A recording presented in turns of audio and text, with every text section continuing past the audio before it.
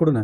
இந்தா இதுவும் லிஸ்ட்ல இருக்கு. ரெடி ஆயிடுச்சாப்பா? ரெடி ஆயிடுச்சுங்க. அக்கா இந்தாங்க, எல்லாம் சரியா இருக்கு. சரி வரேன்ப்பா. கணக்கு சரியா இருக்குல்ல தம்பி? வாங்கண்ணே, என்ன வேணும்? இந்த லிஸ்ட் இதுல இருக்கிறதெல்லாம் போட்டுங்க. பைய கொடுங்கண்ணே. பாண்டியா, உங்க மேல சம்மந்தி வீட்டுல கேஸ் எல்லாம் கொடுத்துருக்காங்களாமே, அப்படியா? அதை தெரிஞ்சு என்னென்ன பண்ண போறீங்க? எங்களுக்காக வாதாட போறீங்களா? இல்லப்பா, கேள்விப்பட்டேன், அதான் கேட்டேன். எங்க வீட்டு பிரச்சனையை நாங்க பாத்துக்கிறோம். பணத்தை கொடுத்துட்டு நீங்க கிளம்புங்க. இந்தாங்க உங்க லிஸ்ட். நகைலாம் எடுத்துட்டு வந்துட்டீங்களா? எல்லா நகையும் எடுத்துட்டு வந்துட்டாங்க மேடம். ஏமா நீங்க எம்பிட்டு நகை போட்டீங்க?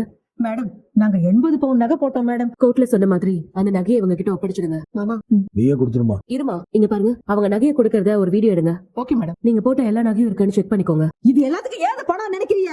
ஐயோ என் பொண்ணு மயிலோட நகை எடுத்துட்டா எல்லாத்தையும் பண்ணிருக்காங்க. ஐயோ போச்சு போச்சு மேடம், போச்சு போச்சு. 80 பவுன் நகையும் போச்சு. ஏங்க இப்படி மனசாட்சி இல்லாம பேசாதீங்க. மேடம் எங்க நிலத்தை வித்ததான் பசங்களுக்கு பணம் கொடுத்தமே தவிர இவங்க நகையை நாங்க தொடவே இல்லை மேடம். ஐயோ இல்ல மேடம், போய் மேடம், எல்லாமே போய் மேடம். என்ன போய் சொல்றாங்க உனக்கு?